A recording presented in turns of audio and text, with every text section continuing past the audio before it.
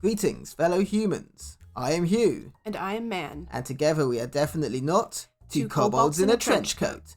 We enjoy human activities, such as paying taxes, having existential crises, and RPG horror stories. Let's see what we've got today.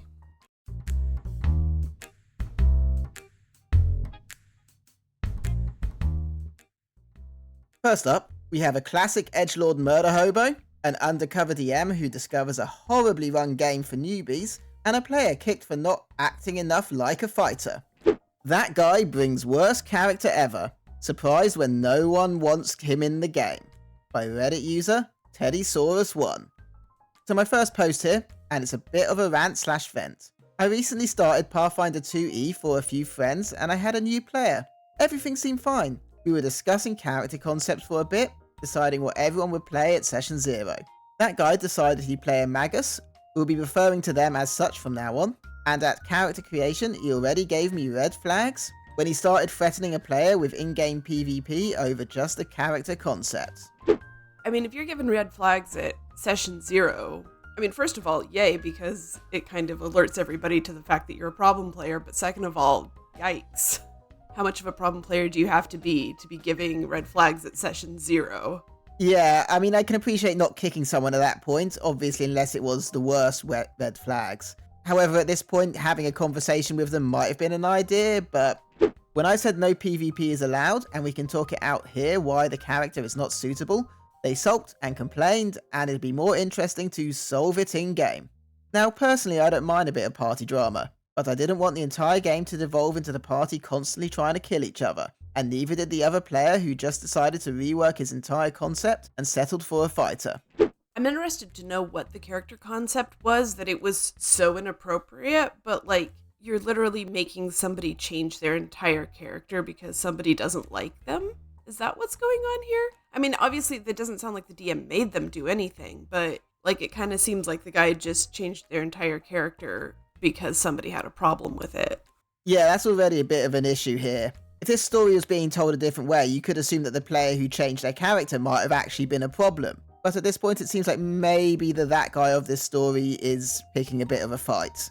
Yeah, I don't really get it. Like, I guess I've never come across somebody who had a character that was so inappropriate that I felt like it needed to be addressed. Like, yeah, sure, you got characters that are kind of weird and wacky. Who doesn't? After you've played D&D like 3 times, you're like, let's do something different. So I don't really know what this person's character concept was that was so bad. I get a short backstory from everyone but Magus, who just describes their character as a demon hunter and leaves the whole thing there. Game day rolls around, and we do the whole character introduction thing. Everyone is describing their characters and interacting with each other, except, you guessed it, Magus, who is sitting alone in the corner and refuses to talk to the party because they don't trust them and would rather just meditate. The party starts exploring the place. They aren't sure where they are going and what's going on, so they look around and find an NPC. The fighter and new player, Bard, start conversing with NPCs and having fun, when suddenly Magus yells, "I run over there and shut the door between them and the NPCs." This was red flag free at this point, and I'm getting annoyed. To annoy me further, they started moving their token around the VTT, looking around corners while the conversation is going around, so I'm forced to pause the game and kindly ask them not to open doors and wander without telling me, since I can't describe 2 scenes at once. Like, I get being bored and wanting to kind of like look around, but if there's stuff to like describe, it's probably best just to stay put and figure out a way to entertain yourself rather than be a pain in the butt to your DM and just look around every single freaking corner that there is. Yeah, it's kind of distracting for the DM, and also means they can't do their job of actually telling you what's actually there. PTTs are great, but they don't necessarily show everything that's there, or they might show things that are not actually there because the DM doesn't actually want that particular object to be there. So it's important for the DM to be fully engaged with what you're doing. This culminates into Magus smugly asking me every time, "Oh, may I open the door? May I walk in this direction?" Even during combat, which only aggravates me further. They push further into the dungeon and eventually meet a friendly NPC. Magus immediately distrusts them, robs the NPC, and when the NPC complains about it, yells slurs at them and says I want to kill them. The rest of the party says, "No you can't, we will not let you." Upon which he smugly replies, "Tut tut, GM said no PvP, so you can't stop me." I obviously don't let this happen, and just put a blanket ban on him killing the NPC everyone else wants to live. Fighter has an in-character conversation with them trying to be their friend, and ends up being mocked by Magus as, "You are a weak, pathetic fool who wastes time burying corpses, and will die for trusting the wrong people. Also, I don't need to worry about mortality because I'm strong." Which makes me cringe to the edge of my spine. When we end the session not long after, I thank everyone for the game and leave. The other players have noticed I'm aggravated and ask me if I'm fine, on which I realise I am not. I try to have a conversation with Magus, explain why this wasn't okay, but I just get called an idiot who can't differentiate in character from out of character. After that conversation, I told them they aren't welcome anymore and blocked them. I'm still wondering what they were thinking acting like that. And this is really classic that guy. This is like what these Reddits were made for, that guy stuff. This is the dictionary definition, really. Full murder hobo, edgelord, I don't trust anyone, edgelord sitting in the corner. This is the textbook definition. It's almost like cliche at this point, to the point that you're like, why are you doing this? Because like, it's not cool anymore. Everybody thinks it's weird and cheesy because everybody knows you're being an edgelord. The solace here is that it didn't really go on for long. It seems to have only lasted a session before the DM acted on it, blocked the guy and kicked the guy from the game. It's quite obvious they weren't going to learn from any conversations, so especially when they turn around and directly call the DM an idiot when they try to talk to them about it. At that point, you just walk away. Nothing to salvage there. Yeah, it's really funny to me because this is like a similar situation to, "Oh, I was only joking," when people are like, you don't know the difference between in character and out of character. You're calling the person an idiot out of character, pretty sure there isn't a difference. Undercover DM discovers that Newbie Group at a local game store is not for new players. By Reddit user D&D Newbie Throwaway. Finally. After reading so many horror stories, I finally experienced my first. Jesus, OP, it's not a contest. Glad you're so excited about having a horror story there, OP. Tonight, I decided to go to my local game store to try out their D&D night, which I had seen promoted and multiple times on Facebook. Now, I wouldn't call myself a veteran player by any means. I've only run through 2 book campaigns, but I like to think I have a good grasp on the core rules. However, all my experience has been as the DM of my friend group, and I was really hoping to be a player for once. I should have turned around when I walked in, opening the door to a room full of not just rowdy individuals, but adults having full-blown screaming tantrums. Why did I stay? Maybe I'm just a naive new player testing the water, or maybe I'm a masochist who wants to see how bad it can get. Cue the following conversation with my DM. DM, what would you like to play? Me. I'm open to lots, but ideally I would like to play either a bard, a cleric, or a barbarian. DM. No.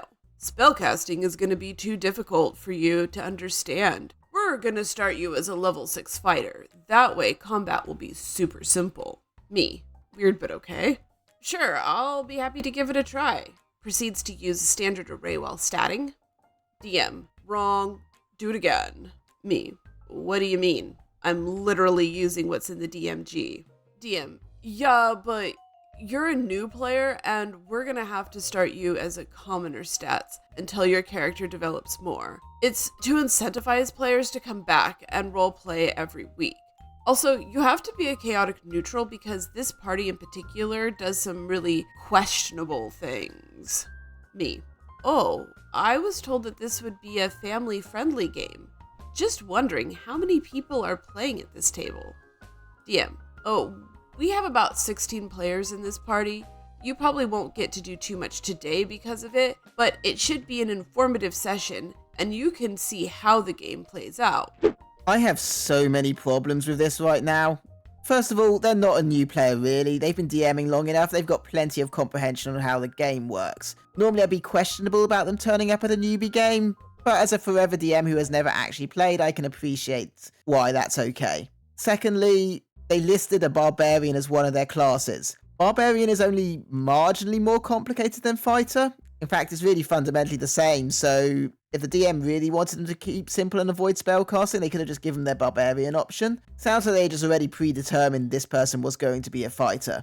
But when you also consider they had DM experience, spellcasting should not have been an issue for them. They should have a pretty decent understanding on how that works. I'm with the DM in that I don't recommend spellcasting as a starter class because, yeah, it can be really complex. And if you're just doing a one-shot, being able to do something that's slashy, that sort of thing, easy peasy. But to just be like, oh, well, you're just gonna do a fighter. Be like, okay, well, why did you ask me in the first place? Why didn't you just assign me a character? Like, that would have been fine if they had just had, like, pre-assigned characters for everybody. Yeah, that's kind of the bigger issue here. They gave them the impression they had agency in choosing their class and just decided for them anyway. That kind of makes it a bit worse. And then we have the stat problem.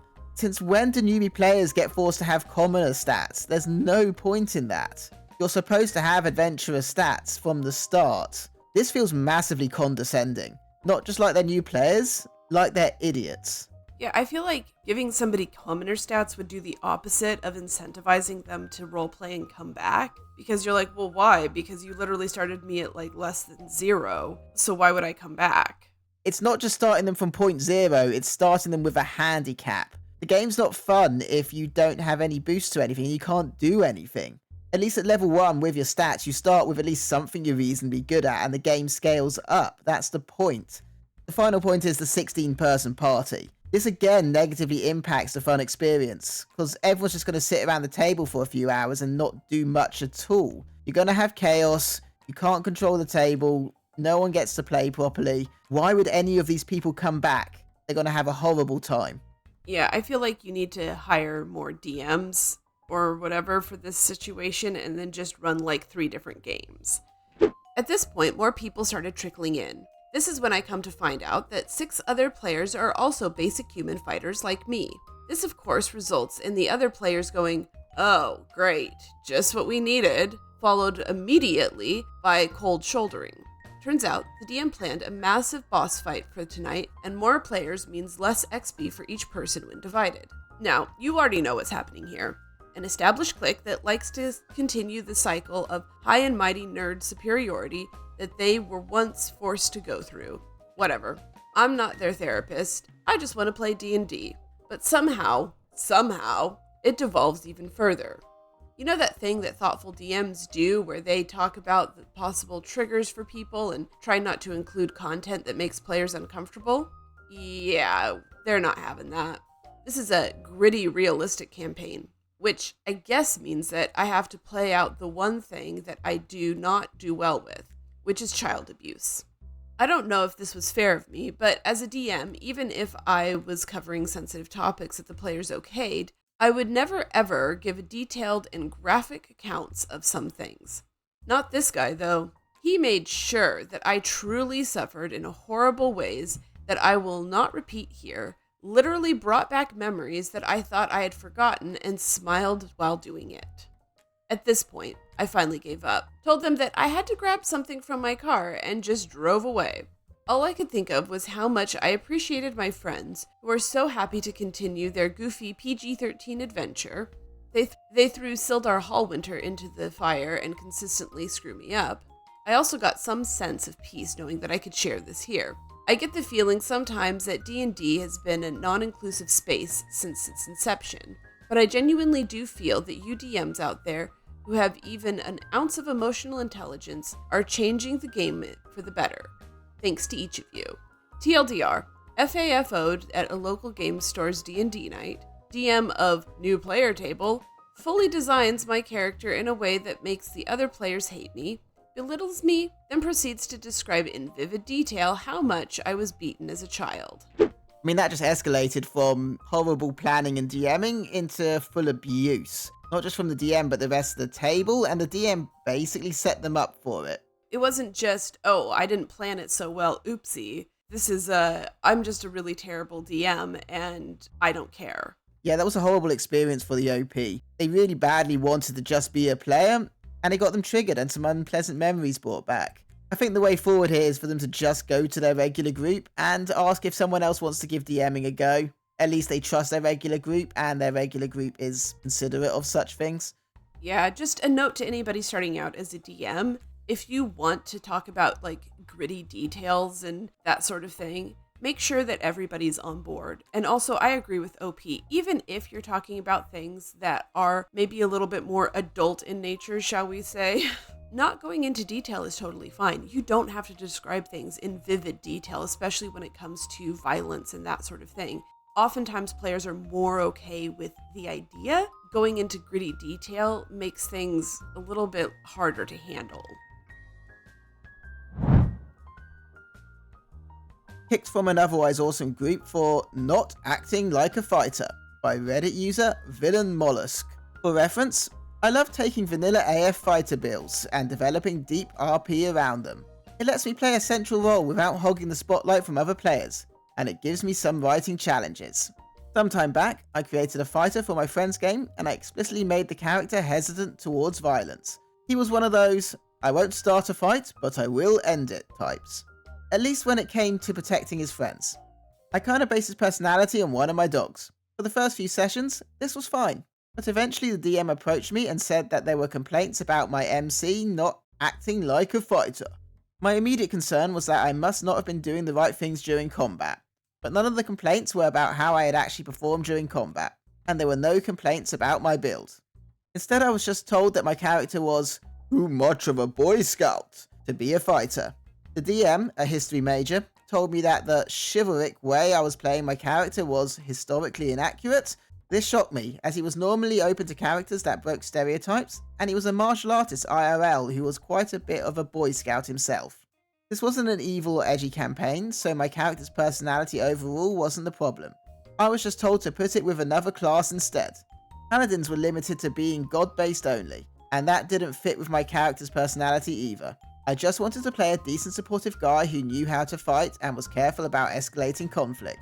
Ultimately, despite it being a great group with amazing RP interactions, I chose to leave. Even if I create a new character, I just don't know if I trust the DM to work past those kinds of stereotypes anymore. I recently asked the DM if he thought casters should immediately jump to trying to solve all their problems with spells, and if rogues could try and solve all their problems with deception. He basically said yes. Am I missing something here?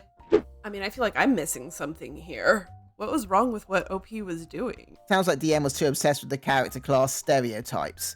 It's so weird. I don't know why people get so hung up on this stereotype because, like, this is the fun thing about D&D. Class stereotypes were meant to be broken. And the best part about D&D is being able to break those stereotypes.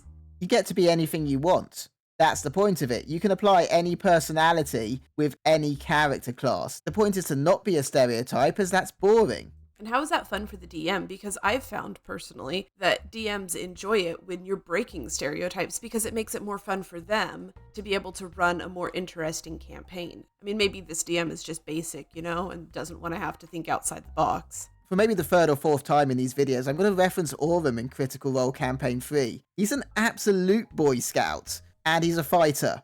It works. Liam is a master at roleplay, yes, but anyone could make this kind of character work. This is the thing with fighters is that personally, I've never played one consistently anyway, because I find them to be on the boring side, but that doesn't mean that they have to be boring. That's just me personally. There's nothing about a fighter that I really connect with.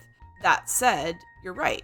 Aurum, being a very typical fighter in some ways, is made more interesting by the fact that number one, he's a halfling, number two, he has a very interesting backstory, and number three, Liam is just fantastic at roleplay. But that doesn't mean that somebody else can't do just as good of a job, if not a better job, with their fighter. I don't really understand this DM being like, you're too boring. Like, you're boring. You're boring, my dude.